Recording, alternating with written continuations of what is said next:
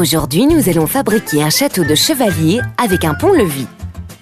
Un château doit toujours être protégé des dragons et des autres monstres. C'est pour cela qu'il y a toujours un pont-levis, pour garder les rois et les reines en sécurité. Voici le matériel et les outils dont tu auras besoin.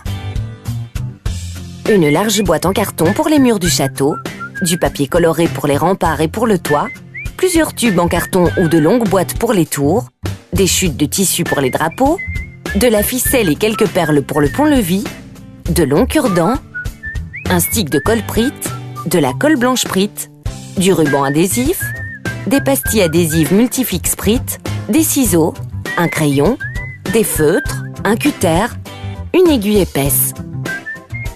Voici quelques astuces pour tes parents. Certaines étapes demandent l'utilisation d'un cutter. Aidez vos enfants pour ne pas qu'ils se blessent. Allons-y, commençons.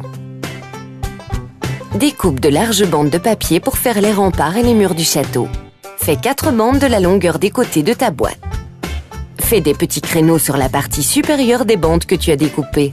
Pour être sûr qu'ils soient tous à la même taille, tu peux les dessiner à l'avance avec un crayon et une règle.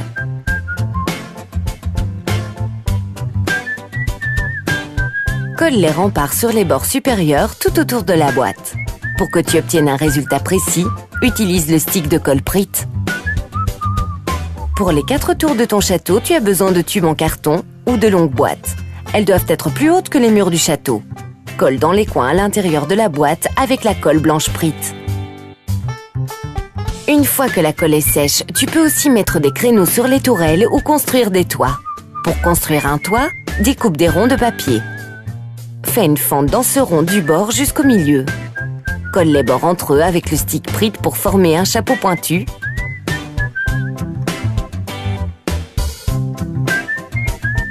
Colle le toit sur les tours avec la colle blanche Pritt. Demande ensuite à un adulte de découper un rectangle à l'aide d'un cutter sous les remparts pour faire la porte du pont-levis. Fais attention de laisser le bas du pont attaché à la boîte.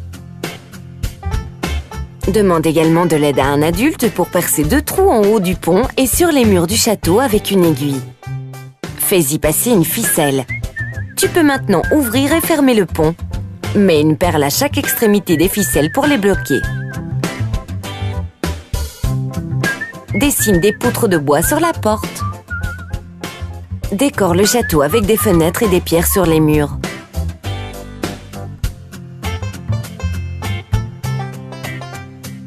N'oublie pas de mettre le blason de ton château au-dessus du pont-levis.